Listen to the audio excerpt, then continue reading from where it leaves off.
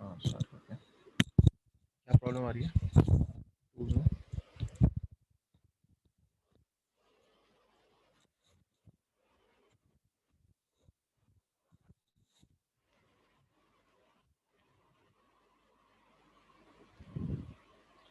DW और social face क्या है, मतलब वही इशू क्या है exact?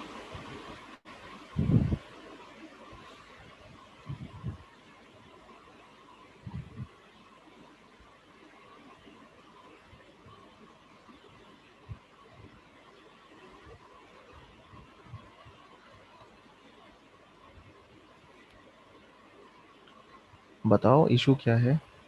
Same I have asked. तो उसका मैंने एक सोल्यूशन बताया था ना कि पहले उसका जो रिक्वायरमेंट्स डॉट टीएक्सटी है वो रिक्वायरमेंट्स इंस्टॉल करनी पड़ेंगी। वो जो एनमैप वाला इशू था वो कह रहे हो ना? तो नॉर्मल एनमैप का चक्कर नहीं है वो। पाइथन एनमैप डिफरेंट एक मॉड्यूल है जो उसको टूल को चाहिए।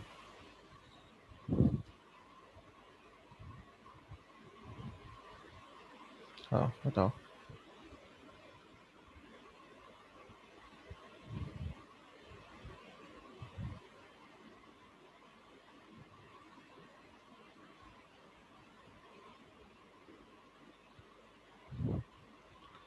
अच्छा, तो इससे खुल नहीं रहा है। इसमें व्यू पेज सोर्स करके देखो।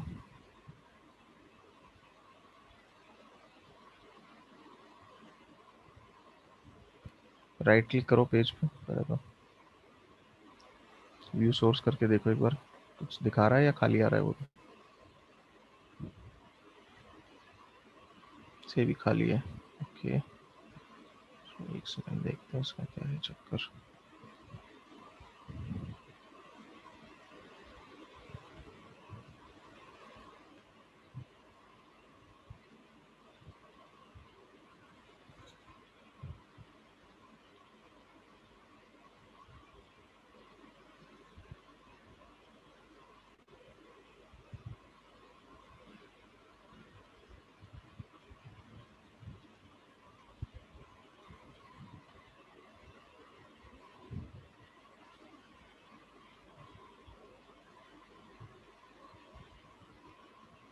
नहीं सर अच्छा वो क्या है? My skill dot service not found. Start. अच्छा,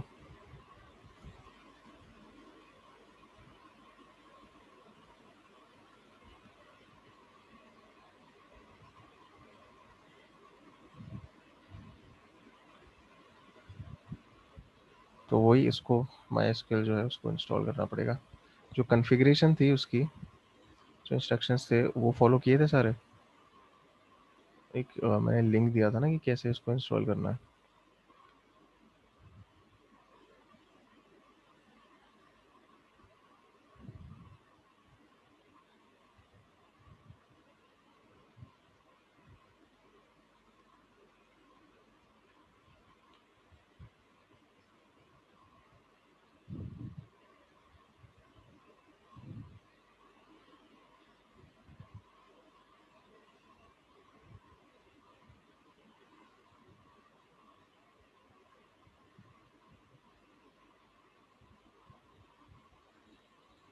यस, श्योर।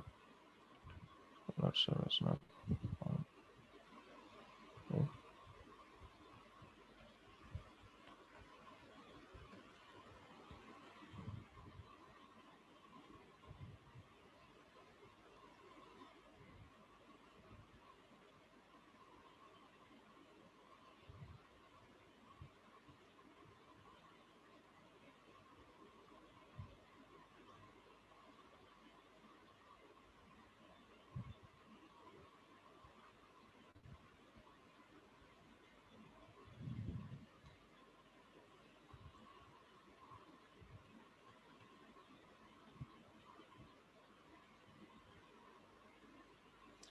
नॉट अनम्यूट, अभी वही तो मैंने तुम अनम्यूट करोगे भी तो मेरे को तो वॉइस आएगी नहीं तुम्हारी।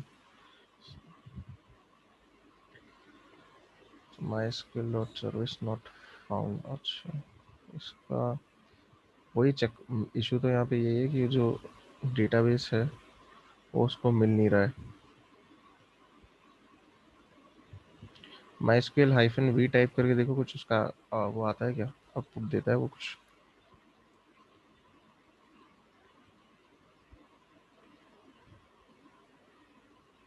We, MySQL command not found.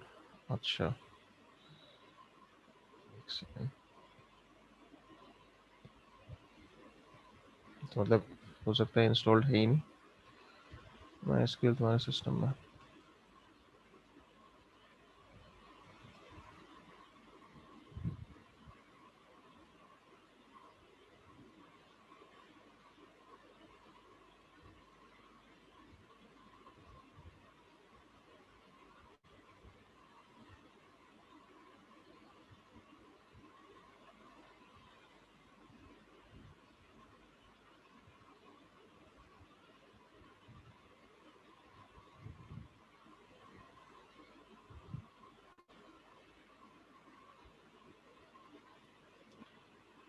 कौन सा वो यूज़ कर रहे हो, ओएस काली है ना ये? अच्छा, पैरट है।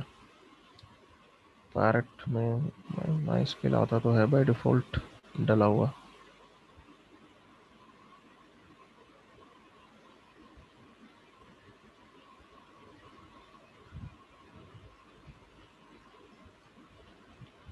अच्छा, ये करके देखो, विच माई स्क्वेल कमांड रन करके देखो उसको मिलता है या नहीं। ये कन्फिग से माई स्क्वेल का इसका लेना देना थोड़ी है। उसमें जाओ टर्मिनल में एक बार,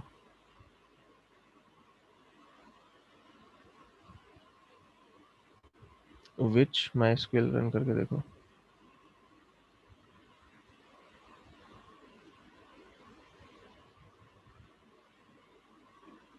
हम्म।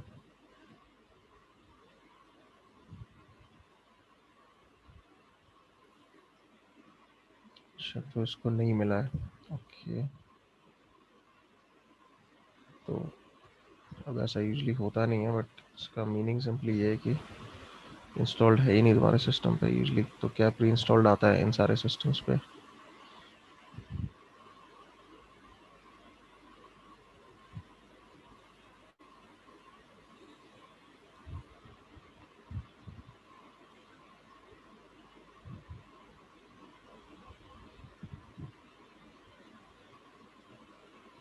तो एक काम करो,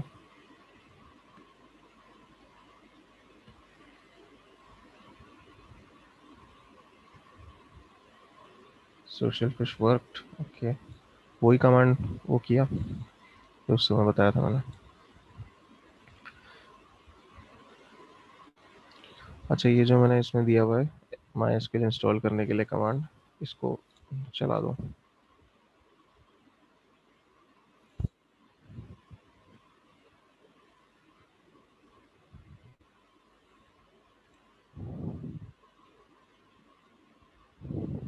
sudo apt get install mysql server कर लो पहले,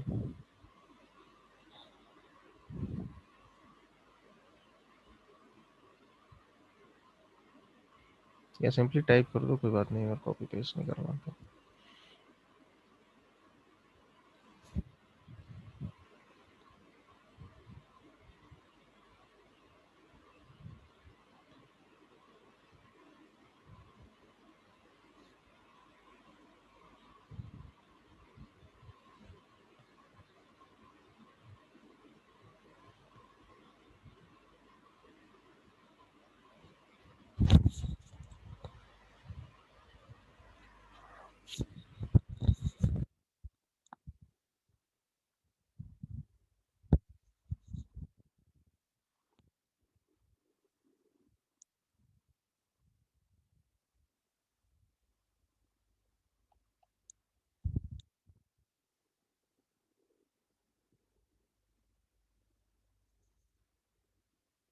सॉल्यूशन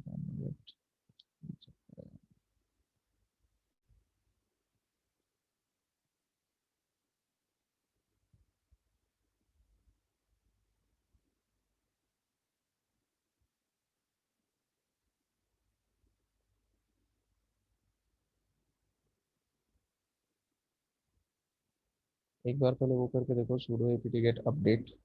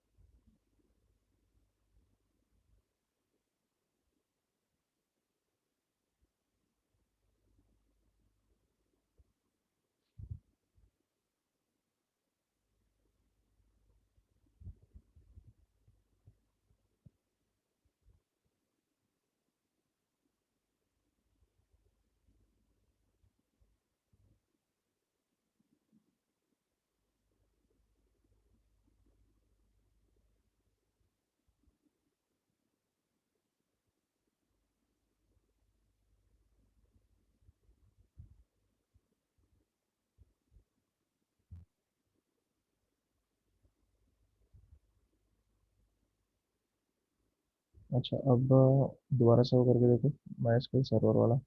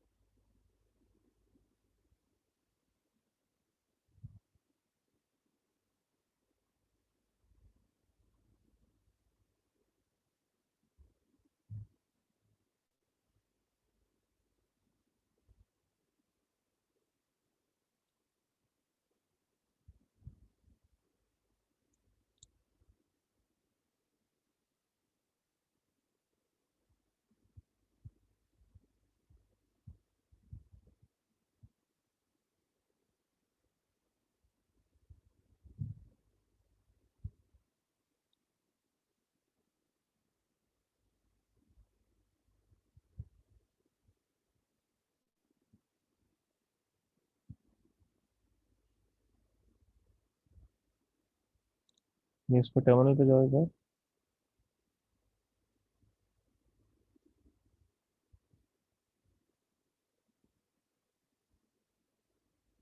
अच्छा, अब मैं उसको दोबारा से इंस्टॉलेशन करने की तो कोशिश करो, अपडेट से थोड़ी कुछ इंस्टॉल होता है। अपडेट से तो सिर्फ रिपॉजिटरी अपडेट होती है। दोबारा से वो कमांड चलाओ, मैं इसको दोबारा इंस्टॉल करने के लिए।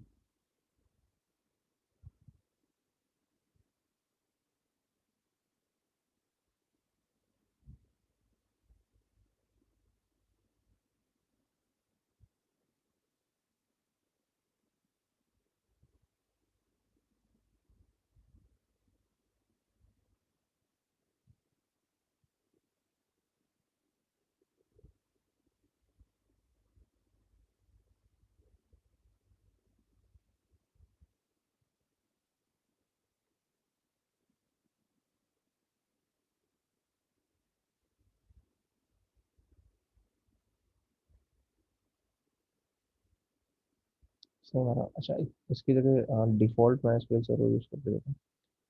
माई एसक्यूएल सर्वर जो वर्ड है, बस उसको उसके आगे डिफॉल्ट लगा दो, डिफॉल्ट हाइफन। वो देखो काम करता है।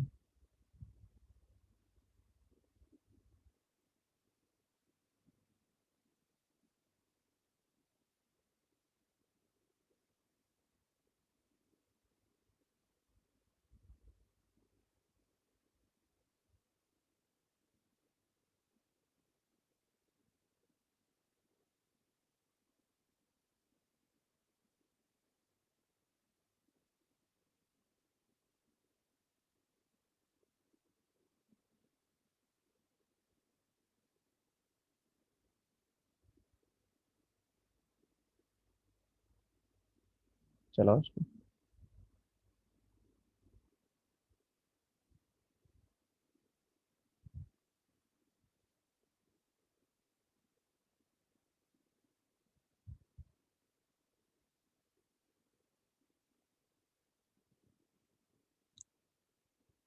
ठीक है, अभी थोड़ा टाइम लगाएगा, इसको होने दो। उसके बाद फिर वो जो इंस्टॉलेशन इंस्ट्रक्शंस थी उसमें, उसको दोबारा से जो एसक्यूएल वाला कॉन्फ़िगरेशन बोली थी उसमें, वो चला के देखना, मतलब ये सर्वर पहले चला के देखना, उसके बाद देखना क्या होता है। ठीक है, इसको होने दो, अभी थोड़ा सा टाइम लगेगा।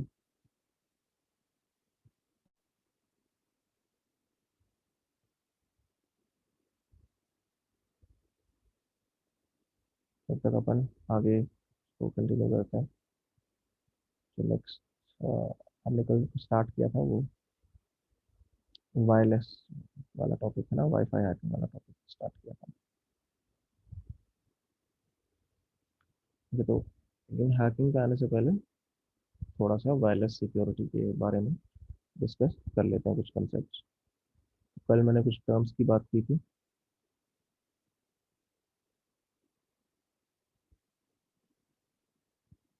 एंड ठीक है, ये टर्म्स जो है यहाँ पे जो हम बात कर रहे हैं उनमें भी आएंगे, एंड प्रैक्टिकल में भी तुम इन टर्म्स को देखोगे।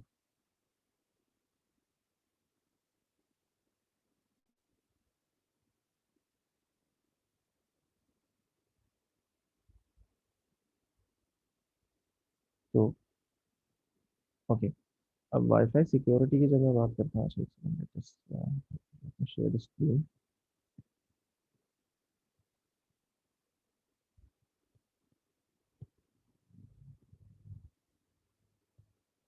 वाईफाई सिक्योरिटी की जहाँ बात की जाती है, ठीक है, यहाँ पे हम सिर्फ वायरलेस उसको कंसिडर कर रहे हैं, वायरलेस नेटवर्क्स की बात हो रही है। तो उनमें जो है अभी तक तीन मेजर प्रोटोकॉल्स निकले हैं, एक इवन एक फोर्थ भी है, बट वो वाइड स्प्रेड है नहीं बिल्कुल भी। तो ठीक है, इनकी हम बात करते हैं। सबसे पहला था WEP। ठीक है, तो वायरलेस नेटवर्क्स के लिए सबसे पहला जो प्रोटोकॉल निकला था सिक्योरिटी के लिए, वो था WEP, वायर्ड इक्विवेलेंट प्राइवेसी। फिर उसके बाद आया WPA, वाईफाई प्रोटेक्टेड एक्सेस। और WPA 2, वाईफाई प्रोटेक्टेड एक्सेस 2, जो आज की डेट में हर जगह यूज होता है, WPA 2। तो थोड़ा सा इनके बारे में हम देख लेते हैं। WPA 3 भी अभी आया है रिसेंटली, बट वो कहीं यूज नहीं होता ज़्यादा, क्योंकि थोड़ा जैसे जैसे प्रोटोकॉल्स आते हैं उनको अडॉप्ट होने में टाइम लगता है।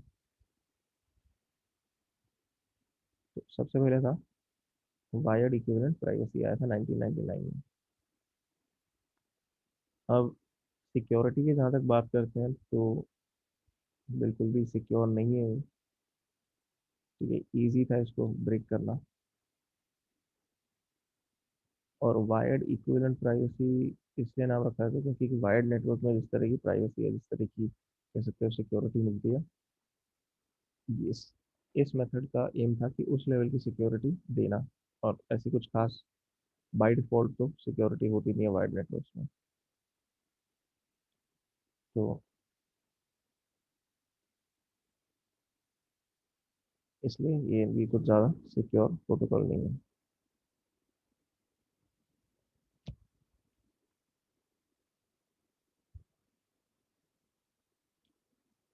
There are a lot of well-known security issues in WEP, which is also easy to break and hard to configure। आज के डेट में कहीं भी अगर देखोगे तो WEP नेटवर्क तो नहीं दिखेगा, कोई भी नेटवर्क ऐसा नहीं दिखेगा जो WEP यूज करता हो। ठीक है, अभी इवन जब मैं प्रैक्टिकल पे आऊंगा तो उसके, तब भी डब्ल्यू नेटवर्क मुझे कोई नहीं दिखेगा।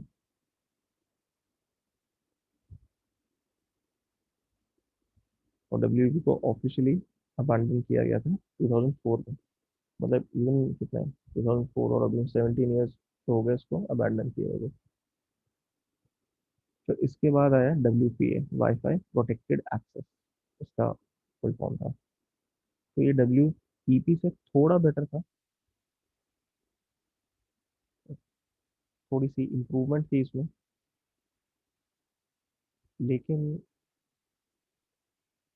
ये भी जो है उतना कुछ खास सिक्योर नहीं है आज की डेट में। ठीक है, इसको ब्रेक करना इज रिलेटिवली इजी, उतना डिफिकल्ट नहीं है।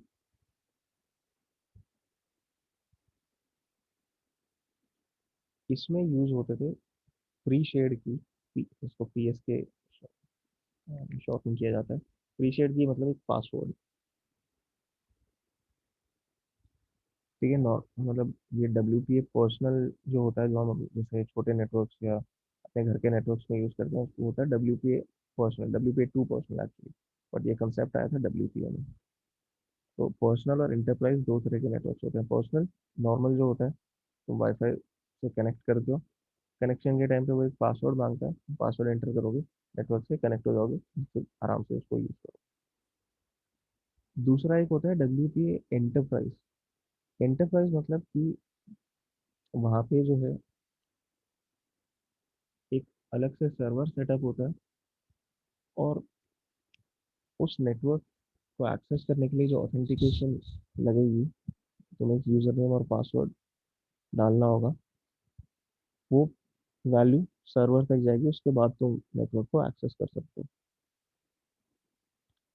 तो वो एंटरप्राइज सेटअप होता है, थोड़ा सा ज़्यादा सिक्योर होता है ये, लेकिन अगेन फिर वो है कि ये सिर्फ एंटरप्राइजेज में या कॉर्पोरेट नेटवर्क्स में, बड़े नेटवर्क्स में यूज होता है, क्योंकि इसमें एक एक्स्ट्रा जो है सर्वर होस्ट करना और मेंटेन करने का भी ओवरहेड रहता है। तो हम जैसे घर के नेटवर्क्स में या छोटे मोटे कंपनीज में, छोटे नेटवर्क्स में इसको नहीं यूज करते।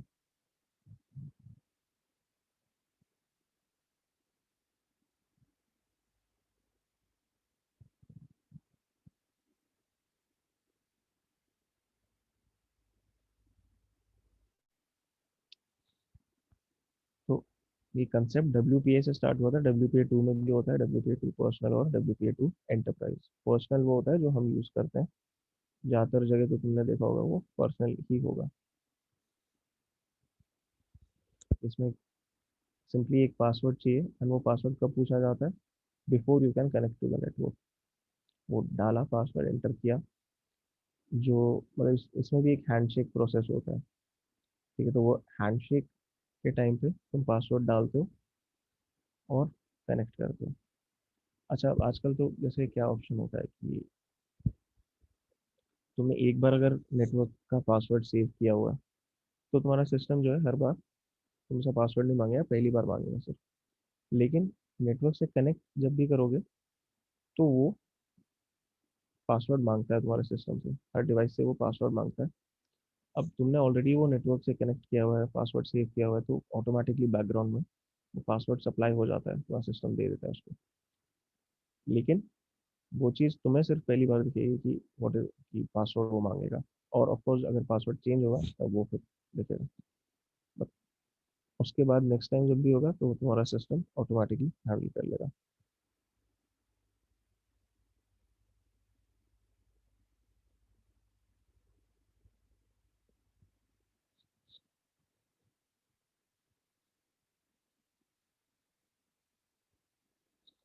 ओके, तो ये था WPA। It was an enhancement, थोड़ा बेटर था WEP से। इसमें प्रोटोकॉल यूज होता था इंक्रिप्शन के लिए, जिसको कहते हैं टेम्पोरल की इंटेग्रिटी प्रोटोकॉल। ठीक है, TKIP, which was slightly better, क्योंकि WEP में ऐसा कुछ नहीं था, but even then this is not very secure.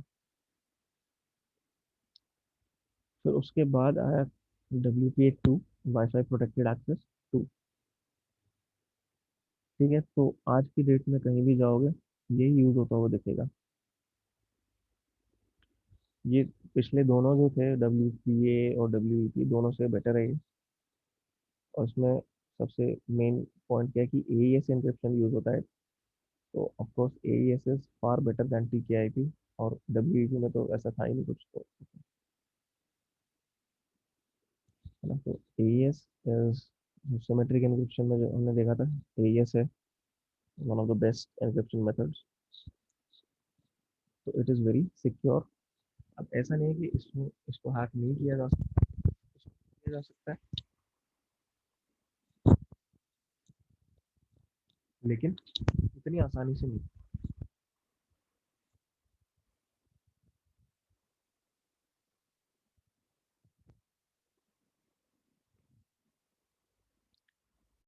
ठीक है। तो WPA2 इज अभी के टाइम पे जो हर जगह यूज होता है।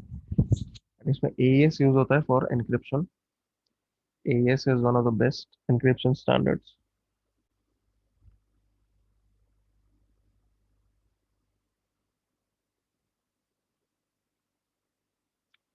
इसमें उन्होंने दिया हुआ, at this time the main vulnerability is when the attacker already has access to a secured network and can gain access to certain keys to perform an attack on other devices. Actually ये उसकी man in the middle की बात कर रहे हैं, लेकिन wifi hacking में मतलब नेटवर्क का पासवर्ड क्रैक करना भी पॉसिबल है, तो वो भी डेफिनेटली। हालांकि उतना आसान नहीं है पासवर्ड क्रैक करना। ठीक है। पासवर्ड स्ट्रेंथ पे एक्चुअली काफ़ी डिपेंड करता है कि क्रैक होगा या नहीं। एंड दूसरी चीज़ ये, अगर नेटवर्क पे कोई कनेक्टेड नहीं है तो उसको, ये मतलब उसको हैक नहीं कर सकते, क्रैक नहीं कर सकते password. Someone must be connected, कोई ना कोई चाहिए उस नेटवर्क पे।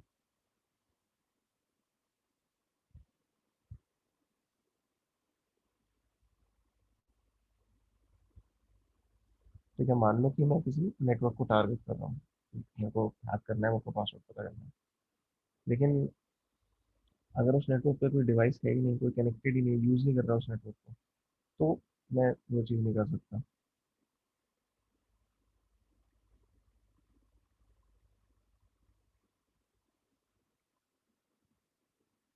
अब इसमें इसके बाद WPA3 भी है जो रिसेंटली आया है। ठीक है। लेकिन इसको अडॉप्ट होने में, वाइड स्प्रेड यूज होने में काफ़ी टाइम लगेगा।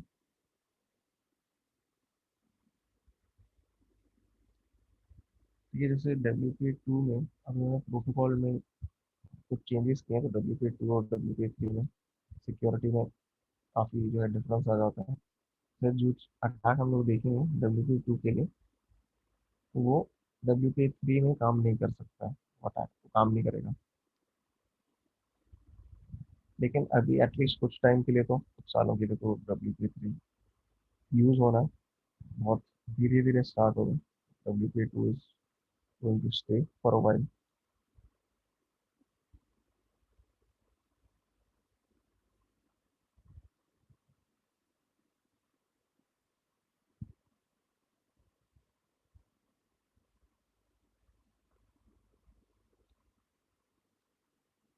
ठीक है। तो हम लोग जो है प्रैक्टिकल में ये देखेंगे WPA2 नेटवर्क जो हर जगह दिखता है आजकल, उसमें से पासवर्ड क्रैकिंग किस तरह से होती है।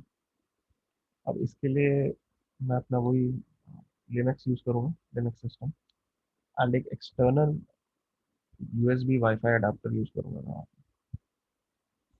इसके दो रीज़न है एक्सटर्नल अडाप्टर यूज़ करने के। एक रीज़न ये है कि पहली बात तो जो वर्चुअल मशीन है, जो इसमें अनलेस ब्रिज मोड पे हो, तो वो तुम्हारे जो डिफॉल्ट नेटवर्क अडाप्टर है सिस्टम का, उसको एज अ वायरलेस अडाप्टर नहीं डिटेक्ट करेगा, उसको as a ethernet connection detect करता है। दूसरी चीज़, जो डिफ़ॉल्ट हमारा अडाप्टर होता है उसमें एक फीचर चाहिए इसमें, जो है नहीं। ये उसको कहते हैं monitor mode.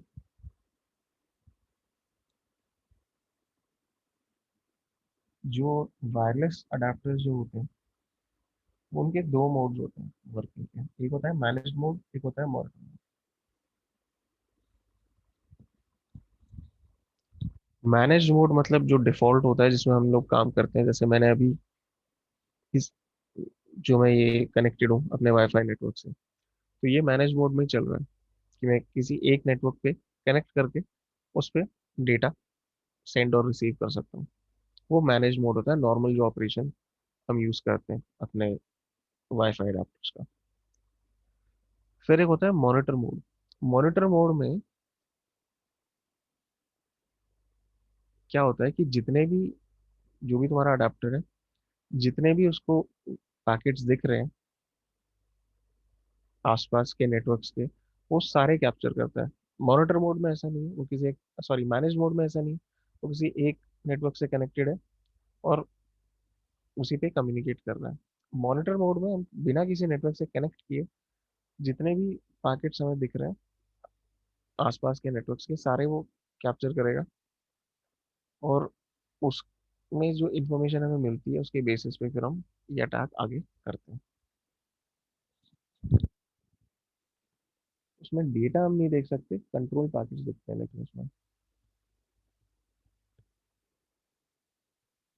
You have monitor mode wifi adapter, तो हाँ, तो तुम कर सकते हो आराम से ये चीज़। लेकिन अनलेस तुम्हारे पास इस तरह का कोई अडेप्टर है जो मॉनिटर मोड सपोर्ट करता है, तो ये अटैक नहीं हो पाएगा। तो मैं इवन जो डिफॉल्ट अडेप्टर्स होते हैं यूजली हमारे सिस्टम में, वो सपोर्ट नहीं करते हैं मॉनिटर मोड।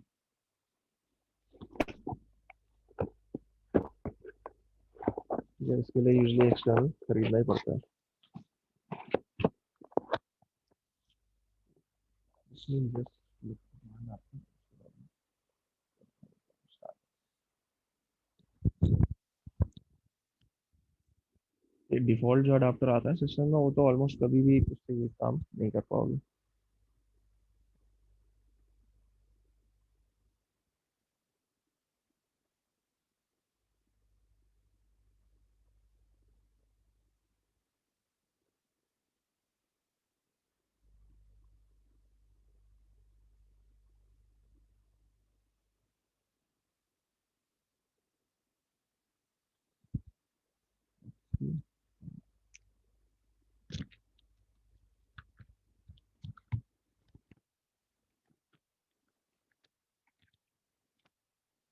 अडाप्टर में क्या करूँगा, वर्चुअल मशीन में, मतलब यूएसबी पोर्ट में डाल के वर्चुअल मशीन में उसको यूज करूंगा। कभी कभी होता है कि वर्चुअल मशीन उसको डायरेक्टली डिटेक्ट नहीं करती, तो हमें खुद से तो उसको बताना पड़ता है कि यूज करो इसको, इस यूएसबी डिवाइस को।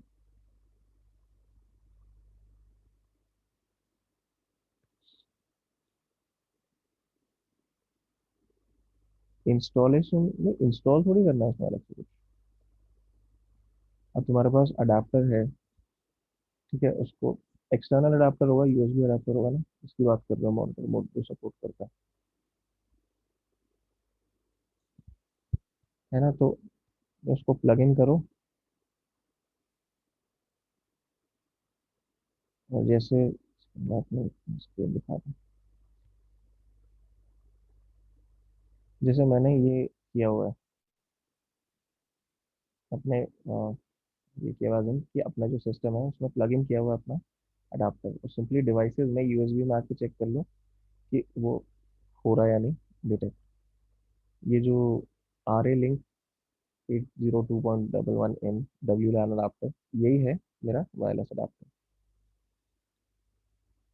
ठीक है, तो इस पे ऑलरेडी टिक मार्क है, मतलब कि वर्चुअल मशीन इसको यूज कर रही है इस समय। अगर टिक मार्क नहीं होगा, अगर उस पर क्लिक करोगे, तो वो वर्चुअल मशीन से उसको हटा के फिजिकल होस्ट में भेज देगा। तो ये एक टाइम पे अडाप्टर या तो तुम्हारे फिजिकल मशीन यूज कर सकती है जो होस्ट मशीन है, या फिर वर्चुअल मशीन यूज कर सकती है। दोनों सेम टाइम पे उसको नहीं यूज कर सकते। तो अभी मैंने अपनी वर्चुअल मशीन में डाला हुआ है इसको।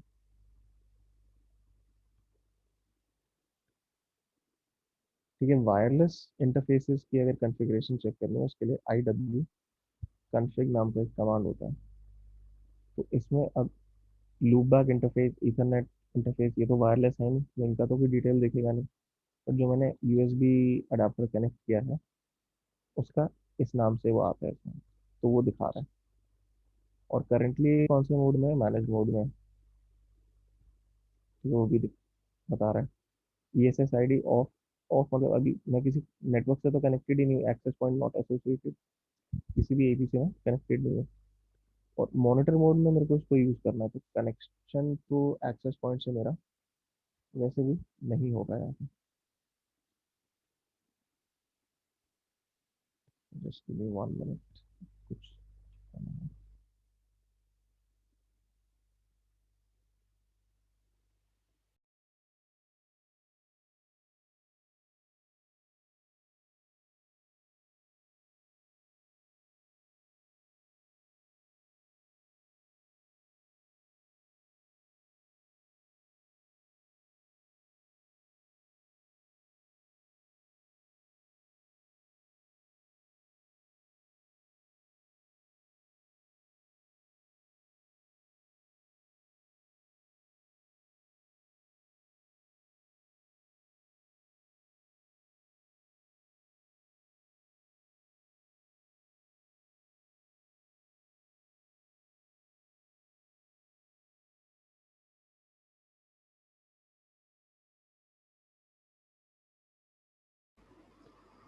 तो ठीक है, इसमें IW कॉन्फ़िगर करके चेक कर सकते हो कि उसने डिटेक्ट किया है या नहीं। तो यहाँ पे इसने डिटेक्ट कर लिया, ये मैंने चेक कर लिया है। अब एक टूल है, एक स्क्रिप्ट है एक्चुअली, एयर गेडन नाम की, एयर गेडन। ठीक है, तो मैं इसका यूज़ करने वाला हूँ यहाँ पे, जो मैं अभी प्रैक्टिकल दिखाऊंगा उसमें एयर गेडन टूल यूज़ होगा। एयर गेडन बेसिकली क्या करता है, एक सेट ऑफ टूल्स आता है एयर मॉन NG नाम का, aircrack NG, sorry airmon NG नहीं, एयर क्रैक NG, ये सेट ऑफ टूल्स आता है। इसको यूज़ करते हैं पासवर्ड क्रैकिंग में। और इसमें क्या है, एक एक स्टेप के लिए एक एक इंडिविजुअल टूल यूज़ करना पड़ेगा। जैसे मुझे कार्ड को मॉनिटर मोड में डालना है, उसके लिए डिफरेंट टूल है। मेरे को कैप्चर करना है, डेटा देखना है कि आसपास कितने नेटवर्क्स हैं, उसके लिए डिफरेंट टूल लगेगा। पासवर्ड क्रैक करने के लिए डिफरेंट टूल लगेगा। तो उससे अच्छा एक स्क्रिप्ट आती है एयर गेडन, जो ये सारे टूल्स को कंबाइन करके एक ही साथ चला देती है। अच्छा, और ये अभी नहीं चलेगा बिकॉज ये बोलेगा कि रूट, तो इससे नहीं चलाया है ना, मीन्स रूट परमिशंस।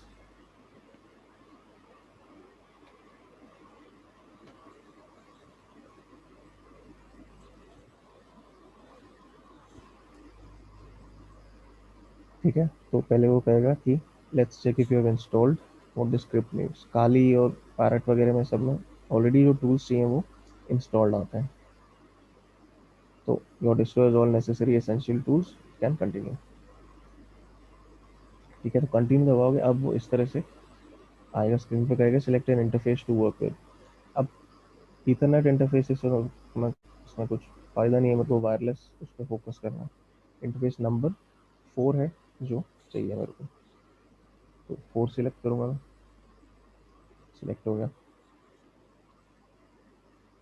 अब पूरा मेन्यू उसने दिखाया है कि क्या करना है।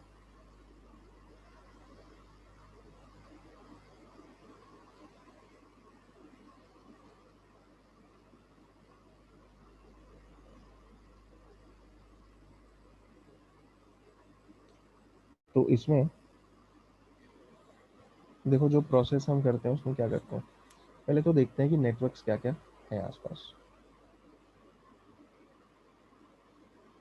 उसके बाद टारगेट नेटवर्क सिलेक्ट करके, उस नेटवर्क पे, अब टारगेट कोई ऐसा नेटवर्क लेंगे जिस पे ऑलरेडी कुछ ट्रैफिक है। ठीक है, मतलब ट्रैफिक, सॉरी, एज ऑलरेडी कोई कनेक्टेड है उस नेटवर्क से। ठीक है, अगर कोई नेटवर्क पे कोई है ही नहीं तो उसको मैं यूज़ नहीं कर सकता इस काम के लिए। तो मैं नेटवर्क सिलेक्ट करके फिर वहाँ पे क्या होता है, जैसे ये जो वायरलेस प्रोटोकॉल होता है 802.11, इसमें एक तरह के पैकेट्स होते हैं डी ऑथ पैकेट्स। ठीक है, डी ऑथ पैकेट्स होता है। ये क्या करते हैं कि अगर मैंने डी ऑथ पैकेट्स ब्रॉडकास्ट कर दिए किसी भी नेटवर्क पे, और I can do that from even if I am not connected to that network, अगर मैंने ब्रॉडकास्ट कर दिए उस नेटवर्क तक, तो उस नेटवर्क पे जो भी डिवाइसेज हैं, जो भी डिवाइसेस कनेक्टेड है उस नेटवर्क पर, वो सारी डिस्कनेक्ट हो जाएंगी और दोबारा से उनको कनेक्ट करना पड़ेगा। नेटवर्क से जब हम कनेक्ट करते हैं तो उसको, the process of connecting to an access point, उसको हम कहते हैं एसोसिएशन। और डिस्कनेक्ट को कहते हैं डिसोसिएशन। तो हम क्या है, डिसोसिएशन करवा रहे हैं सबका, ताकि उन्हें वापस से नेटवर्क से एसोसिएट करना पड़े। अब जब वो एसोसिएट करते हैं, मतलब कनेक्ट करते हैं दोबारा से उस नेटवर्क से, तो क्या होता है, मैंने बताया था एक हैंडशेक होती है। उस हैंडशेक में ही जो डिवाइस कनेक्ट कर रही है वो पासवर्ड भेजती है नेटवर्क को। अब ये हैंडशेक मैं कैप्चर करूँगा, मैं फोर्स करूँगा पहले तो डिवाइस को डिस्कनेक्ट करने को डी ऑथ पैकेज भेज के, फिर हैंडशेक जो है उसको मैं कैप्चर कर लूँगा। हैंडशेक के अंदर पासवर्ड होता है। ठीक है, अब मतलब पासवर्ड ऐसे डायरेक्टली नहीं होता, वो भी अब एनक्रिप्टेड होता है। तो उसको हम फिर उसके बाद क्रैक करते हैं। ठीक है, तो सबसे पहले ये पूछ रहा है कि क्या करना है, पहले तो उसको मॉनिटर मोड में डालना है, तो ऑप्शन नंबर 2। इंटरफेस चेंज इस नेम, WLAN 0 मॉन हो गया उसका नाम, पहले वो बहुत लंबा सा नाम था। ये कोई बात नहीं, नाम से हमें फ़र्क नहीं पड़ रहा, हमें तो यूज़ करना है इसको। ठीक है, हमें जो क्या है, हैंडशेक कैप्चर करनी है, तो हैंडशेक अटैक वाले मेन्यू पे मैं जाऊँगा। सबसे पहला काम मैंने क्या कहा था कि हमें टारगेट नेटवर्क्स देखने हैं, तो explore for targets, option 4। Press enter to continue. अब मैं एंटर दबाऊंगा तो वो कैप्चर करना शुरू करेगा, और वो ये पता लगाने की कोशिश करेगा आसपास नेटवर्क्स कितने हैं। ठीक है, और नेटवर्क्स थोड़ा सा इसको 1-2 मिनट दो, ताकि अच्छे से उसको डिटेल मिले जो भी टारगेट नेटवर्क्स हैं उनके। Table let it run for a couple of minutes, उसके बाद फिर अपन आगे काम स्टार्ट करेंगे। अब यहाँ पे भी देखो किस तरह से आ रहा है, BSS ID, मतलब जो उस एक्सेस पॉइंट का, उस नेटवर्क के एक्सेस पॉइंट का मैक एड्रेस है वो ESSID, SSID की जगह ESSID दिखाता है। तो मतलब सिंपली जो नाम है नेटवर्क का वो इस यहाँ पे आ रहा है। फिर कौन सा टाइप ऑफ इंक्रिप्शन है, WPA2, हर जगह WPA2 ही दिख रहा है इसको। ठीक है, क्योंकि WEP और WPA तो बहुत पुराने हो चुके हैं, WPA2 ही आजकल वाइड स्प्रेड यूज होता है। बहुत रेयर कभी कोई केस होगा कि WPA दिख जाएगा, WEP तो बिल्कुल नहीं दिखता। तो यहाँ पे इसको एक WPA भी दिख रहा है। ओके, पर उसके बारे में और इन्फॉर्मेशन नहीं आ रही, मतलब बहुत ही दूर का कोई नेटवर्क होगा।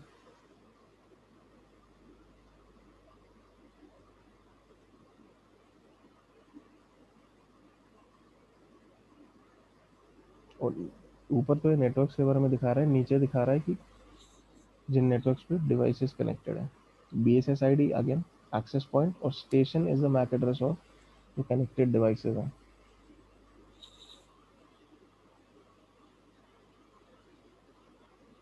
ओके, आई थिंक अब इसको बंद कर देते हैं। No.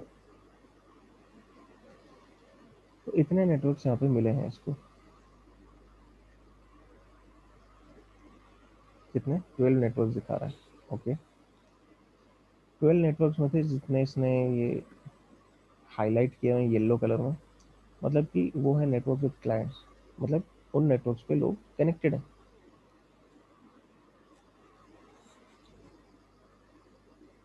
तो कितने हैं, 7 नेटवर्क ऐसे हैं जिस पे लोग कनेक्टेड हैं। इसमें से किसी एक नेटवर्क को हम एज अ टारगेट लेके आगे काम कर सकते हैं उस पर।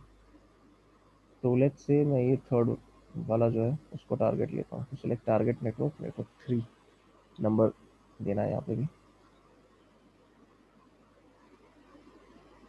और अब क्या करना है, कैप्चर हैंडशेक। हैंडशेक कैप्चर करने के लिए मैंने बताया था मेरे को डीऑथ पैकेट्स भेजने पड़ेंगे। तो इसमें डीऑथ एयर रिप्ले अटैक जो है सेकेंड वाला, वो मैं दूंगा। Type value in 20 seconds, sorry, not 20 seconds, to in seconds for timeout or press enter to accept the proposal 20। so usually मैं इसको 40 रखता हूँ, that's more than enough। 20 थोड़ा सा कम लगता है इस काम के लिए। टाइम आउट मतलब कि अगर जैसे 40 सेकेंड में उसको हैंडशेक नहीं कैप्चर हुआ तो ना छोड़ देगा, because this process is very fast. ये डिस्कनेक्ट होने के बाद दोबारा से कनेक्ट होना, ये ज़्यादा टाइम नहीं लगता इसमें। तो यहाँ पे ये जो रेड वाले उसमें आ रहा है, दिस इज की sending deauth packets to B S S I D. इस नेटवर्क पे B S S I D जो है, जो हमने सिलेक्ट किया था उस नेटवर्क पे डी ऑथ पैकेट्स भेज रहा है। अच्छा, और हैंडशेक कैप्चर हो चुकी है यहाँ पे, डब्ल्यू पी ए हैंडशेक इस तरह से दिखा रहा है ना, यहाँ बताएगा ये in addition to capturing handshake. Okay, so congratulations, हो गया हैंडशेक कैप्चर। तो उसको बता रहा है कि कहाँ पे स्टोर हो रही है। Okay, handshake file generated successfully, press enter to continue. अब वो कहेगा आगे क्या करना है, तो रिटर्न टू मेन मेन्यू। और अब इसमें जो है ऑफलाइन डिक्रिप्ट, अब जो मिला है हैंडशेक, उसको क्रैक करने की कोशिश करेगा टूल। नेटवर्क किस टाइप का पर्सनल, क्रैक कैसे करना है, तो हम एयर क्रैक से भी कर सकते हैं, हैश क्रैक से कर सकते हैं। एयर क्रैक करके देखते हैं क्या होता है। You already have selected a capture file during this session. Do you want to use this? इसी को यूज कर लेते हैं। Already have selected B S S I D, मतलब ऑलरेडी हमने दिया हुआ है ना टारगेट की, ये टारगेट रखना है। तो पूछ रहा है कि टारगेट उसी को रखूँ या किसी और नेटवर्क के लिए करना है। उसी को रखना है। Enter the path of dictionary file. Dictionary file अपन वो देंगे जो procu.txt है हमारे पास। ठीक है, स्टार्ट करते हैं इसको। अब यहाँ पे जो है इसने स्टार्ट कर दिया है क्रैक करना। हैंडशेक कैप्चर हो चुकी है। अब मैं क्या कर रहा हूँ कि अडाप्टर जो वाईफाई अडाप्टर मैंने लगाया उसका काम हो चुका है। अब ये पासवर्ड क्रैकिंग चल रही है, ये तो सिस्टम कर रहा है।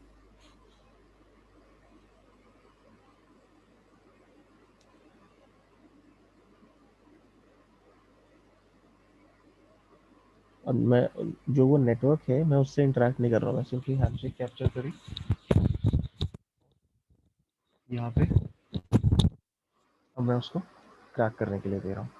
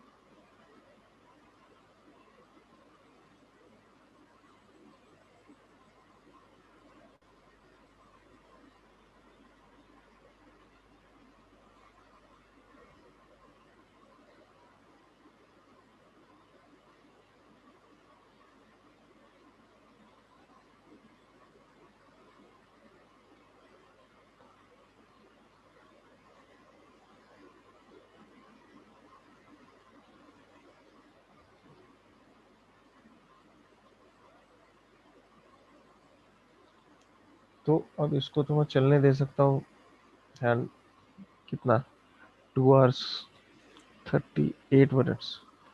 तो इतना टाइम लगेगा इसको वर्ड लिस्ट पूरी एग्जॉस्ट करने में। हो सकता है इसको इसमें पासवर्ड मिले, हो सकता है ना मिले।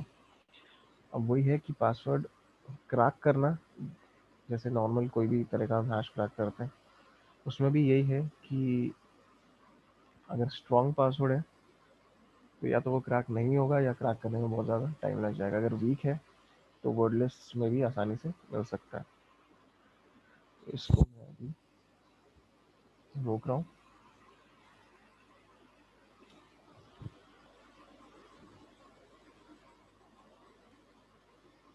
You want to preserve monitor mode?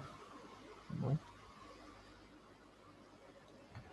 ठीक है, तो इस तरह से पासवर्ड क्रैकिंग की जा सकती है। अगेन पासवर्ड स्ट्रॉन्ग है या वीक है, उस पर डिपेंड करता है कि क्रैक हो पाएगा या नहीं हो पाएगा।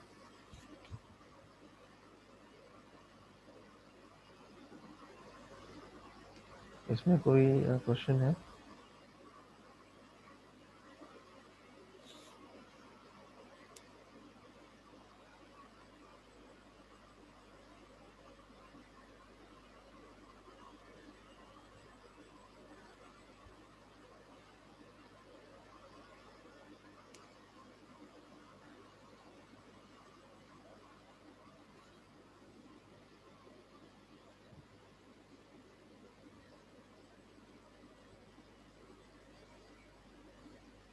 No.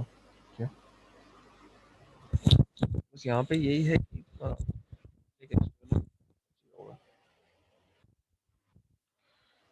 Brute force, brute force कर सकते हो, ब्रूट फोर्स में तो, लेकिन और भी ज़्यादा टाइम लगता है। Brute force is also an option definitely, उसमें कोई रिस्ट्रिक्शन नहीं है कि ब्रूट फोर्स नहीं किया जा सकता। प्रॉब्लम इज कि ब्रूट फोर्स में या तो तुम कोई रेंज तुम्हें पता हो कि हाँ कितने लेंथ का पासवर्ड है, कि 8 कैरेक्टर्स का या 10 का ही पता है या 12 का है। अदरवाइज तो you can give it range के, यहाँ 8 से 16 करो एंड ऑल पॉसिबल कॉम्बिनेशंस। उसमें टाइम फिर लेकिन बहुत ज़्यादा लग जाता है। हाँ, ब्रूट फोर्स में ये है कि इवेंचुअली हो सकता है 1 दिन लगे, 2 दिन लगे, महीना लगे, 2 महीने लगे, इवेंचुअली क्रैक हो जाएगा, but that is not something जो हर केस में आई नो उतना फेवरेबल चॉइस होती है, because it can take a lot of time. You can definitely do brute force, there is no restriction, but brute force का फिर वही है, कीप इन माइंड कि हो सकता है तुम लगे रहो ब्रूट फोर्स में और तब भी ना मिले, क्योंकि तुमने एक्सपेक्ट किया कि 8 से 20 कैरेक्टर्स के बीच में पासवर्ड, लेकिन एक्चुअल में कैरेक्टर या तो 7 कैरेक्टर, एक्चुअल पासवर्ड या तो हो सकता है 6-7 कैरेक्टर्स का रखा हो अगले ने, या 20 से ज़्यादा का रखा हो। यूजली ऑफकोर्स कम होता है ऐसा, बट फिर भी we don't know anything about the password ना, तो वो चक्कर है।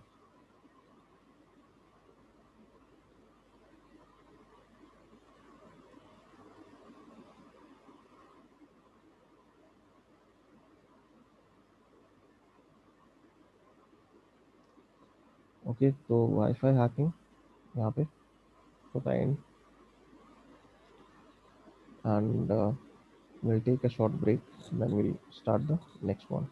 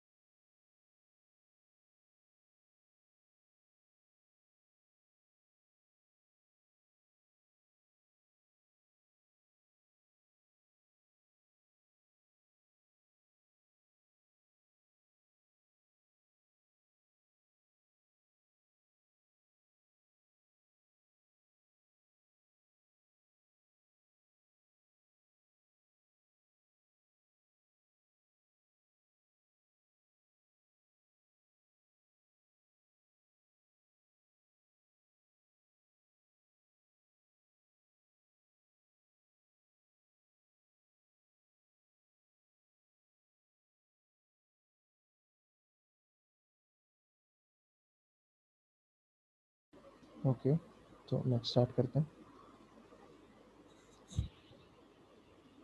तो नेक्स्ट है आईडीएस, फायरवॉल्स और हनी पॉट्स के बारे में। अच्छा, तो मैं स्टार्ट करूं इससे पहले तो ये बताओ कि क्या कोई यहाँ पे फेमिलियर है आईडीएस टर्म से? फायरवॉल तो ठीक है, firewall everyone is familiar. IDs क्या होता है, कोई बता सकता है? आप सुना है इसके बारे में पहले, कभी ये यूज़ किया है?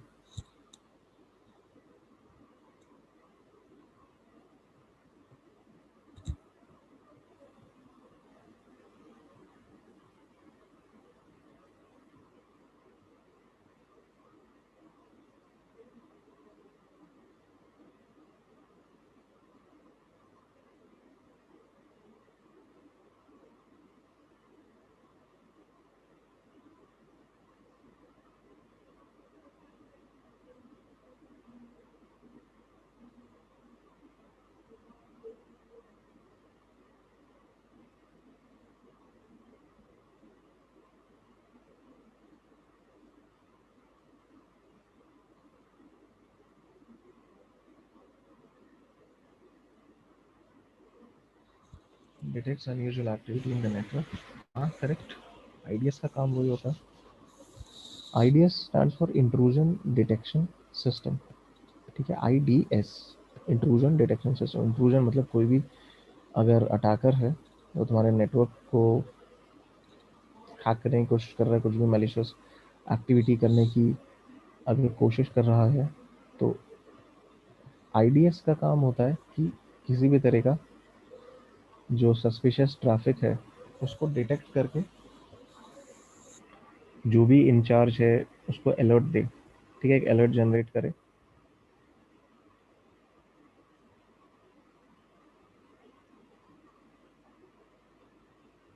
आईडीएस, आईडीएस लेकिन क्या करता है कि ट्रैफिक को किसी भी तरह से चेंज नहीं करता। ठीक है, ट्रैफिक क्या आ जा रहा है नेटवर्क पे उसको मॉडिफाई नहीं कर रहा। मतलब अगर उसको मेलिशियस ट्रैफिक लगता है कि कुछ आया है तो उसको हटा नहीं सकता नेटवर्क से। वो सिर्फ डिटेक्ट कर सकता है और अलर्ट कर सकता है यूज़र को कि इस तरह से कुछ ट्रैफिक मिला है। ठीक है, आईडीएस, ये याद रखना बहुत ज़रूरी है कि आईडीएस कोई भी चेंज नहीं कर सकता। एक दूसरी तरह की डिवाइस होती है आईपीएस, इंट्रूजन प्रिवेंशन सिस्टम। वो ट्रैफिक अगर उसको दिखता है मलिशियस है तो वो उस ट्रैफिक को ब्लॉक कर सकता है। वो इवन फायरवॉल रूल्स मॉडिफाई कर सकता है ताकि वो ट्रैफिक को अंदर, नेटवर्क के अंदर ना आने दिया जाए। लेकिन आईडीएस अपने आप से ऐसा कुछ नहीं कर सकता। तो आईडीएस को कह सकते हो कि इट इज़ पैसिव। ठीक है, वो सिर्फ डेटा फ्लो हो रहा है उसके थ्रू, बट वो डेटा को चेंज कुछ भी नहीं कर सकता उसमें। और IPS is much more active, वो डेटा को एक्चुअली मॉडिफाई कर सकता है।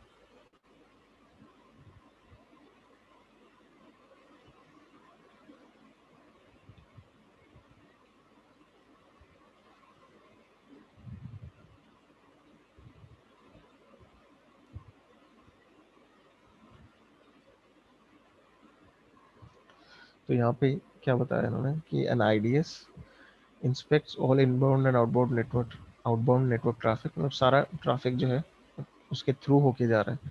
यहाँ पे देखो, जैसे इंटरनेट से कनेक्टेड जो है राउटर, राउटर के थ्रू हम इंटरनेट से कनेक्ट करते हैं एंड उसमें से जो ट्रैफिक आ रहा है राउटर के अंदर से वो आईडीएस के थ्रू होके जा रहा है।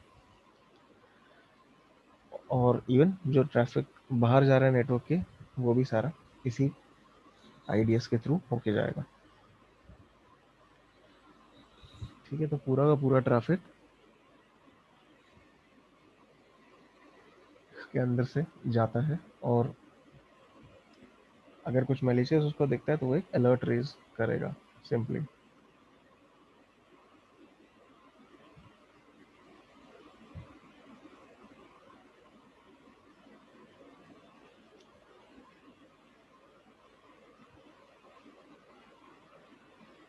बिकॉज अगर हम यूज़ कर रहे हैं तो हम ये अलग अलग तरह से कर सकते हैं। बिकॉज नहीं, मतलब इसको यूज़ कर रहे हैं तो इसके भी डिफरेंट कह सकते हो इम्प्लीमेंटेशंस होते हैं आईडीएस के, ठीक है। मेरे पास एक ऑप्शन है कि या तो मैं सिग्नेचर फाइल कंपैरिजन के हिसाब से डिटेक्ट कर रहा हूँ फाइल्स, सॉरी फाइल्स नहीं मतलब मैलिशियस एक्टिविटी। जैसे एंटीवायरस काम करता है सिग्नेचर फाइल्स के बेस पे काम करते हैं, मैलिशियस जो होता है सॉफ्टवेयर मालवेयर जो होता है उसका सिग्नेचर एंटीवायरस सिस्टम्स अपने डेटाबेस में रखते हैं। अगर कोई फाइल का सिग्नेचर उससे मैच करता है तो वो उसको एज मैलिशियस डिटेक्ट करता है। तो एक तरीका तो आईडीएस की वर्किंग का हो सकता है कि हम सिग्नेचर बेस्ड कंपैरिजन कर रहे हैं।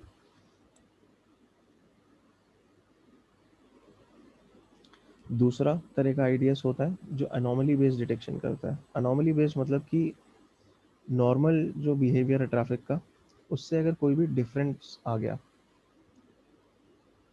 फॉर एग्जांपल मान लो कि जैसे वीकडेज में दोपहर को ज़्यादा ट्रैफिक नहीं आता उस नेटवर्क पे, ठीक है। Let's just say for example कि वीकडेज में एट 3 PM 3:30 PM नेटवर्क में ज़्यादा ट्रैफिक नहीं है।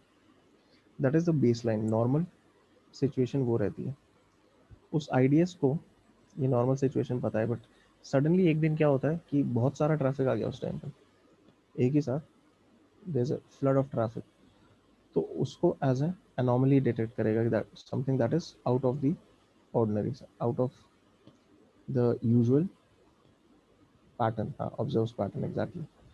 तो अगर कुछ भी ऐसा होता है जो उस ट्रैफिक के लिए उस नेटवर्क के लिए नॉर्मल नहीं है, जो जैसे जो मैंने अभी सिचुएशन एज एन एग्जांपल ली कि नॉर्मली अगर किसी पर्टिकुलर टाइम पे ज़्यादा ट्रैफिक नहीं आता और सडनली एक दिन बहुत ज़्यादा ट्रैफिक आ गया उस टाइम पे, तो it will raise an alert कि देखो कुछ हो सकता है, कोई अटैक कर रहा हो सकता है डिनाइल ऑफ सर्विस किसी ने अटेम्प्ट किया हो, तभी उस टाइम पे इतना ट्रैफिक आ रहा है, यूजली नहीं आता।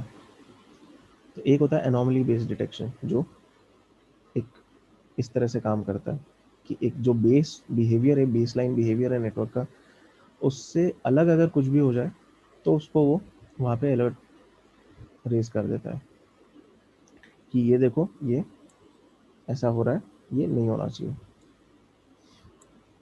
अब ऑफ कोर्स ज़रूरी नहीं है कि जब भी उसने अलर्ट रेज किया तो इंट्रूजन ही है या मैलिशियस ट्रैफिक ही है।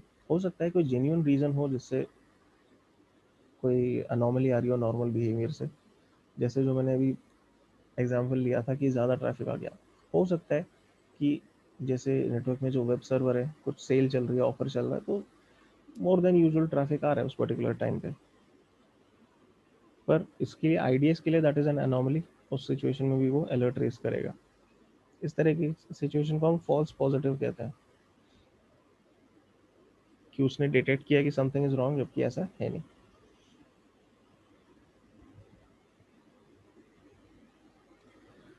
फिर मेथड होता है स्टेटफुल प्रोटोकॉल एनालिसिस। इसमें डेटा की बात नहीं हो रही होती जो आता है, बट हम अब जैसे आईडीएस है उसको पता है कि जितने भी नेटवर्क प्रोटोकॉल्स हैं उनकी नॉर्मल फंक्शनिंग कैसी है, उनके जो पैकेट्स हैं उनका स्ट्रक्चर क्या है।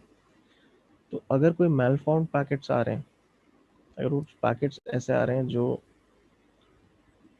प्रोटोकॉल से थोड़ा सा डिफर कर रहे हैं, अक्सर क्या करते हैं अटैकर्स अपना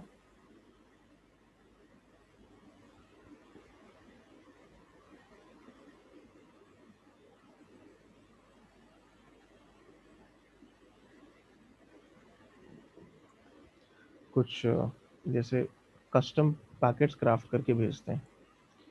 तो वहाँ पे हो सकता है कि जो प्रोटोकॉल है, जैसे मान लो आईसीएमपी की बात कर लो, टीसीपी यूडीपी कुछ भी ले लो, उसका नॉर्मल जो स्ट्रक्चर होता है पैकेट का वो नहीं है कुछ, लेकिन मॉडिफाई करके भेज रहा है अटैकर। तो प्रोटोकॉल में अनोमली आ गई ना ये। तो उस पे अगर इस तरह से कुछ अनोमली आती है तो वहाँ पे वो फिर अलर्ट रेज करेगा। तो ये अलग अलग तरह के आईडीएस होते हैं depending on what you think is the best for your system for your network, वो तुम यूज़ करोगे। और आईडीएस दो तरह के होते हैं, एक होता है एच आई डी एस और एक होता है N I D S. H I D S is host based I D S, मतलब मैंने किसी पर्टिकुलर डिवाइस पे लगाया वो, तो वो सिर्फ उस डिवाइस के लिए ही नेटवर्क जो है वो इंस्पेक्ट कर रहा है, ठीक है। बाकी डिवाइसेस का उसको आइडिया नहीं है, नेटवर्क पे बाकी जो डिवाइसेस हैं उससे उसको लेना देना नहीं है। और जो ज़्यादा कॉमन इम्प्लीमेंटेशन होता है आईडीएस का, दैट इज एनआईडीएस और network based IDS. HIDS is host based, NIDS is network based, कि वो नेटवर्क में बीच में आपने रखा हुआ है, तो जितना भी ट्रैफिक आ रहा है नेटवर्क के अंदर वो सारा उसके थ्रू होते हुए जा रहा है। तो भले ही वो किसी भी डिवाइस के लिए हो, सारा का सारा उस आईडीएस के थ्रू होके जा रहा है। अगेन डिपेंडिंग ऑन कि तुम्हारा यूजेज किस हिसाब से है, वो फिर वहाँ पे डिसाइड होता है कि क्या यूज़ करना है।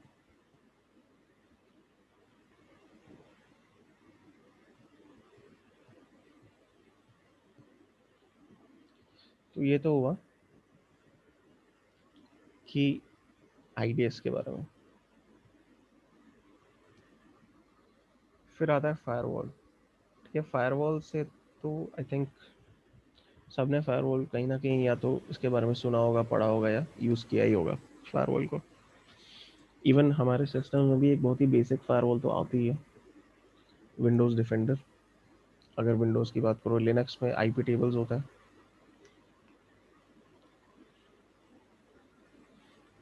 ठीक है, तो फायरवॉल क्या करता है, सिंपली नेटवर्क के उसको हम पेरीमीटर पे लगाते हैं, या इन केस अपनी डिवाइसेस पे इंडिविजुअल फायरवॉल्स भी लगाते हैं, जैसे इनबिल्ट आते हैं ना विंडोज़ डिफेंडर और आईपी टेबल जिनकी मैंने बात की, तो ऑफ कोर्स ये भी है। Plus normally you can install it at the network perimeter, network की जो बाउंड्री है, जब जिस पॉइंट पे बाहर से कनेक्शन अंदर आ रहे हैं नेटवर्क के, बाहर से आउटसाइड नेटवर्क से। तो यहाँ पे भी वही लिखा है कि they are placed at a junction और gateway between two networks which is usually a private network है ना, public network such as the internet. Public network तो इन मोस्ट केसेस हमारा इंटरनेट ही है। तो फायरवॉल्स कैन बी हार्डवेयर और software. ठीक है, हार्डवेयर फायरवॉल्स जो हैं घरों में तो डेफिनेटली हम यूज़ नहीं करते, बट कंपनीज में, ऑर्गेनाइजेशन में जाके अगर उनका सर्वर स्टैक देखोगे, वहाँ पे एक हार्डवेयर फायरवॉल भी उन्होंने प्लेस किया होगा। ठीक है, सॉफ्टवेयर काफ़ी नहीं पड़ता, सिर्फ सॉफ्टवेयर बेस्ड फायरवॉल काफ़ी नहीं होता ऐसी सिचुएशन में। तो हार्डवेयर बेस्ड फायरवॉल लगता है, सारा ट्रैफिक उसके थ्रू होके आता है अंदर, और it is design to prevent unauthorize access to और फ्रॉम अ प्राइवेट नेटवर्क। मतलब बेसिकली फायरवॉल को हम क्यों यूज़ कर रहे हैं, ताकि कोई मेलिशियस ट्रैफिक अंदर ना आ सके। Firewalls examine all messages entering or leaving the internet. Internet is your internal network, and blocks those that do not meet the specified security criteria. Firewall में सिंपली हम कुछ रूल्स स्पेसिफाई करते हैं, और जितना भी ट्रैफिक आता है उसको वो चेक करता है कि क्या ये इन रूल्स को मैच कर रहा है। अगर मैच कर रहा है तो आने देते हैं उसको, अगर नहीं तो ब्लॉक कर देते हैं। एंड ये दोनों उसमें डायरेक्शन में काम करता है, इवन इनकमिंग ट्रैफिक के लिए एंड आउटगोइंग ट्रैफिक के लिए भी, कि अगर रूल मैच हो रहा है then it will allow the traffic to pass, otherwise traffic block हो जाएगा।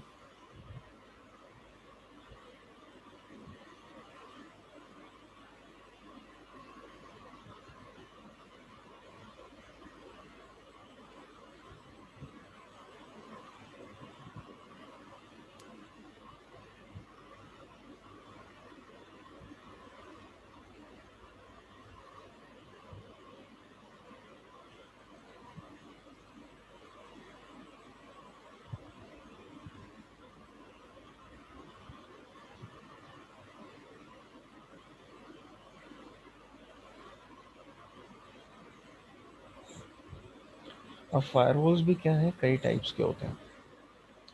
जैसे कि देख लेते हैं कि किस टाइप के फायरवॉल्स होते हैं, टाइप्स ऑफ फायरवॉल्स।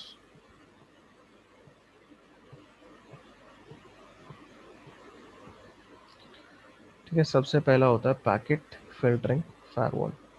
सबसे पहला एज इन सबसे जो बेसिक होता है पैकेट फिल्टरिंग फायरवॉल, इसमें सबसे जो है आसान इसको कॉन्फ़िगर करना होता है। एक्चुअली वैसे आसान नहीं, सबसे कह सकते हो कम एफर्ट, सबसे कम टाइम इसको कॉन्फ़िगर करने में लगता है। सिंपल ये रूल्स के बेसिस पे काम करता है। और वो रूल्स क्या चेक करते हैं, कोई भी नेटवर्क नेटवर्क पे कोई भी अगर पैकेट आ रहा है, उसमें या तो उसका आईपी एड्रेस की बेसिस पे होगा वो रूल, या पोर्ट नंबर पे, सोर्स और डेस्टिनेशन दोनों में से कोई भी पोर्ट नंबर हो सकता है, या फिर प्रोटोकॉल के बेसिस पे होगा। जैसे मान लो मैंने किसी पर्टिकुलर पोर्ट पे, अगर मतलब किसी पर्टिकुलर पोर्ट पे कोई ट्रैफिक आ रहा है फ्रॉम टीसीपी, मैं चाहता हूँ कि वो ब्लॉक कर दूँ, मैं उसके लिए रूल लिख दूंगा। तो जो भी ट्रैफिक आएगा, फायरवॉल चेक करेगा कि क्या वो ब्लॉक होना चाहिए इस रूल के अकॉर्डिंग। तो इसमें सिर्फ यही देखा जाता है, इन्हीं में से कोई चीज़ देखी जाती है। या तो आईपी के बेसिस पे होता है, मान लो मुझे कुछ आईपी एड्रेसेस ब्लॉक करना है, मैं कह दूंगा कि इस आईपी से मुझे ट्रैफिक ही नहीं चाहिए, तो उससे अगर कोई ट्रैफिक आ रहा है, फायरवॉल उसको ब्लॉक कर देगा। या मैं चाहता हूँ कि मैं, जैसे क्या होता है कि वेब सर्वर मैंने लगाया हुआ है, ठीक है, मेरे इंटरनल नेटवर्क में एक वेब सर्वर है, तो मैं चाहता हूँ ऑफकोर्स उसको तो एक्सेस कर पाए बाहर से लोग, मतलब anyone who's outside the internal network. मैं चाहता हूँ कि वेब सर्वर को तो एक्सेस कर पाए, लेकिन उस सिस्टम पे जो वेबसाइट है उसके अलावा किसी और चीज़ का एक्सेस ना हो। वेब सर्वर्स यूजली कहाँ होते हैं, एच टी टी पी अगर मैं यूज़ कर रहा हूँ पोर्ट 80 है डिफ़ॉल्ट, उसके लिए H T T P S के लिए डिफ़ॉल्ट है 443। तो मैं ये दोनों पोर्ट्स अलाउ कर दूंगा, पर बाकी पोर्ट्स में ब्लॉक कर दूंगा। मतलब ये दोनों पोर्ट्स एज इन कि जितना भी इनकमिंग ट्रैफिक है, अगर वो इन दोनों में से किसी एक पोर्ट के लिए आ रहा है, दैट विल बी अलाउड। इसके अलावा किसी पोर्ट के लिए अगर आ रहा है तो वो ब्लॉक हो जाएगा।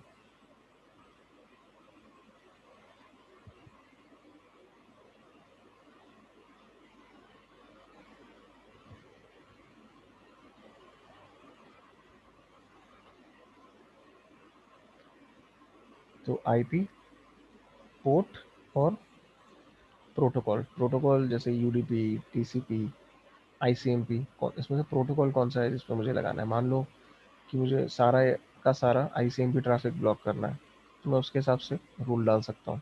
तो आईसीएमपी कोई ट्रैफिक आएगा ही नहीं नेटवर्क के अंदर,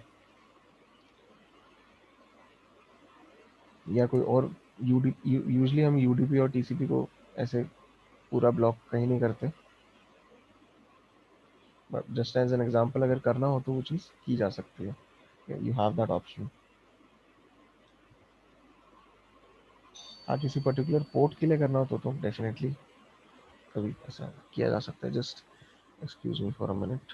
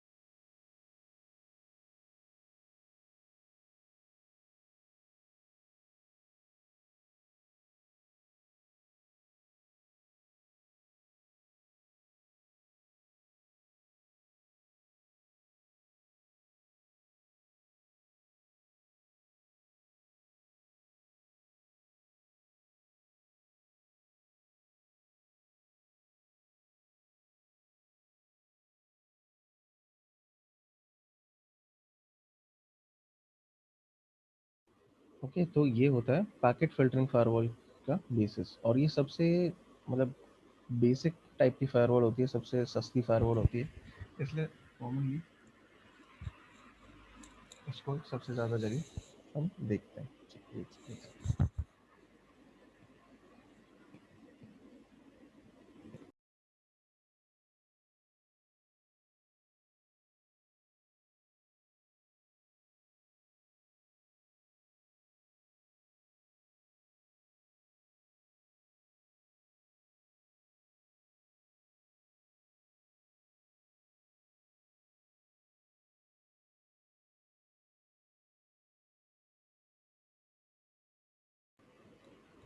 ठीक है, फिर नेक्स्ट जो है थोड़ी सी डिफरेंट तरह से काम करती है, जो होती है सर्किट लेवल गेटवे फायरवॉल। अब ये जो है आईपी प्रोटोकॉल पोर्ट उसके हिसाब से नहीं देख रही है, ये क्या कर रही है, सेशंस के हिसाब से फिल्टर करती है ट्रैफिक को। ठीक है, तो वो देखते हैं कि सेशन अलाउ होना चाहिए या नहीं। जैसे फॉर एग्जांपल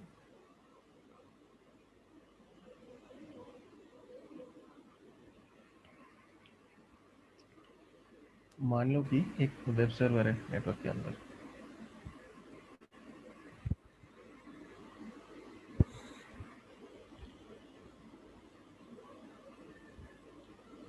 अब उसके अंदर अगर कोई मतलब अगर इनकमिंग वहाँ पे सेशन आता है, दैट शुड बी अलाउड, क्योंकि ऑफ कोर्स वेब सर्वर है, ये वेबसाइट है, you want people to be able to access it, तो दैट विल बी अलाउड। तो उस तरह से अगर सेशन क्रिएटेड है, उसका ट्रैफिक मान लो बाहर से, डेफिनेटली जो इनिशिएशन है सेशन का नेटवर्क के बाहर से होगा। Think of it this way कि जो इंटरनल नेटवर्क है उसके अंदर वेब सर्वर है, कोई कनेक्ट कर रहा है उस वेबसाइट से, वेब सर्वर से, तो डेफिनेटली वो that is someone on the internet, network के बाहर से रिक्वेस्ट आ रही है कनेक्शन की। ठीक है, और वहाँ से फिर जब सेशन एस्टैब्लिश होता है, तो अब सर्वर भी रिस्पॉन्ड करेगा इसमें। ठीक है, वेबसाइट है, वेब सर्वर है, वो रिस्पॉन्ड करेगा।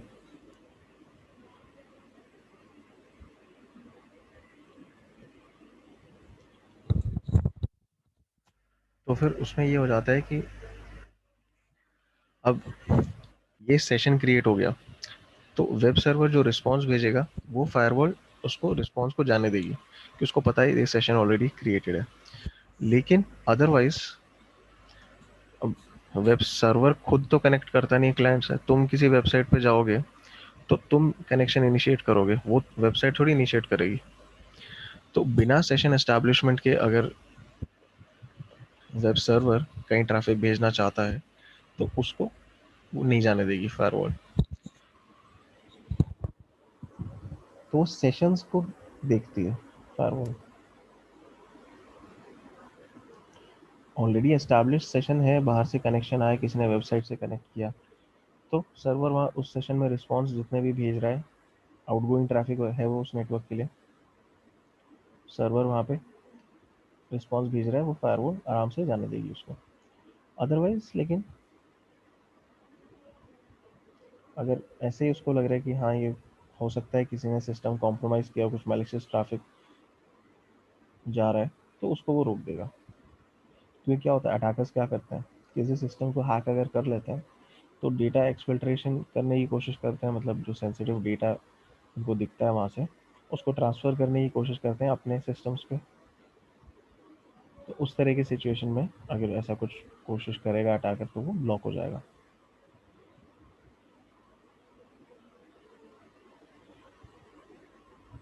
अब जो पैकेट फ़िल्टरिंग फायरवॉल है वो तो करने से रही ये चीज़। क्यों? क्योंकि दोनों सिचुएशंस में अब वेब सर्वर तो कहाँ, पोर्ट 80 और 443 पे चल रहा है, उसी पोर्ट को अगर यूज़ हम कर रहे हैं दो डिफरेंट सिचुएशंस में, एक में हमारा ट्रैफिक जा रहा है, एक में ब्लॉक हो रहा है। तो अगर यहाँ पैकेट फ़िल्टरिंग फायरवॉल होती वो तो सिंपल पोर्ट के हिसाब से चलती, वो तो अगर मैंने उसमें किया है कि traffic from port 80 is allowed तो वो अलाउ ही करेगा, वो उसको रोकेगा ही नहीं।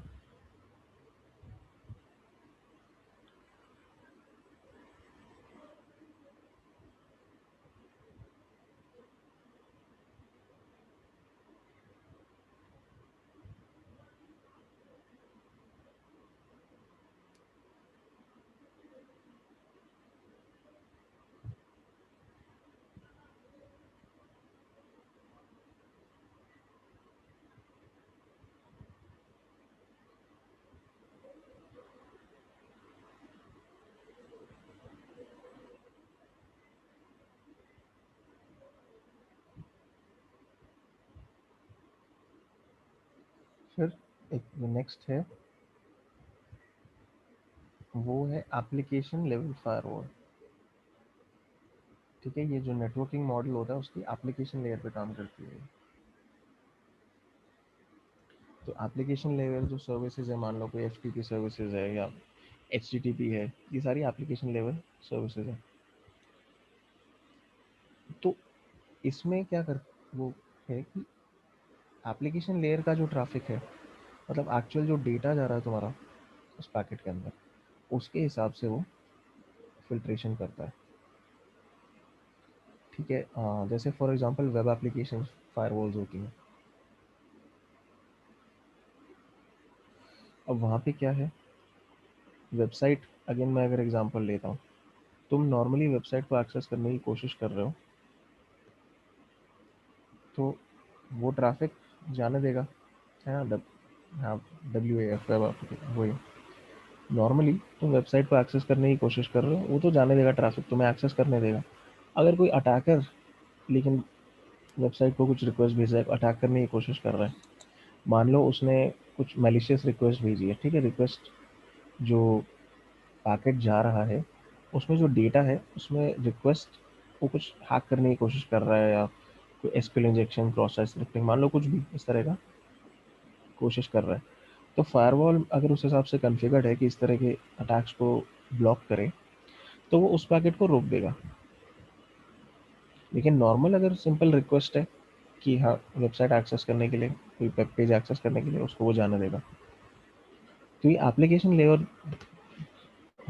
लेवल फायरवॉल जो है, एप्लीकेशन लेवल का जो ट्रैफिक है वो फिल्टर, उसके बेसिस पे फिल्टर करते हैं कि क्या ट्रैफिक एक्चुअली जा रहा है। अब यहाँ पे भी अगेन पैकेट फिल्टरिंग और इसमें फ़र्क ये आ जाता है कि सेम पोर्ट पे, ठीक है, HTTPS लेट्स कंसिडर, तो दोनों तरह का ट्रैफिक सेम पोर्ट पे जा रहा है। मान लो IP भी सेम हो गया कि पहले नॉर्मल यूज़र की तरफ अटैकर ने एक्सेस करने की कोशिश की, उसके बाद उसने हैक करने की कोशिश की, सेम IP से ट्रैफिक आ रहा है, सेम पोर्ट से ही आ रहा हो मान लो उसके सिस्टम पे भी, लेकिन तब भी ट्रैफिक है अलग अलग तरह का, ट्रैफिक का जो कंटेंट है वो डिफरेंट है।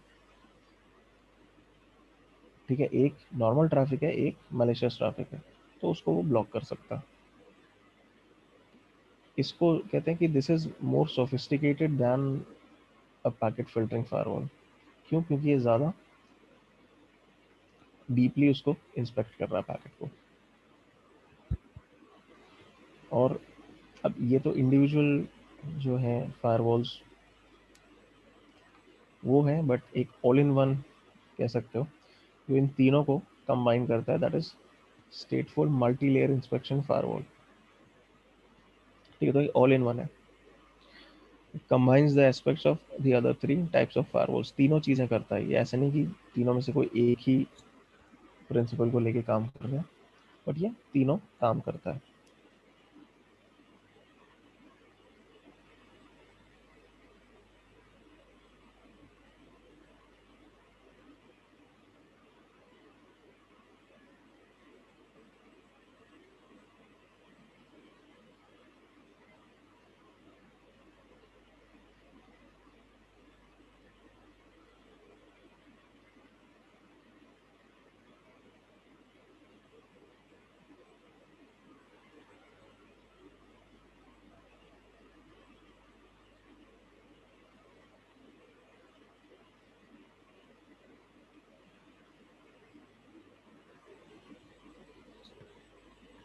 ओके, तो दिस इज अबाउट, हमने आइडियाज और फायरवॉल डिस्कस किया, हनी पॉट्स डिस्कस करेंगे कल।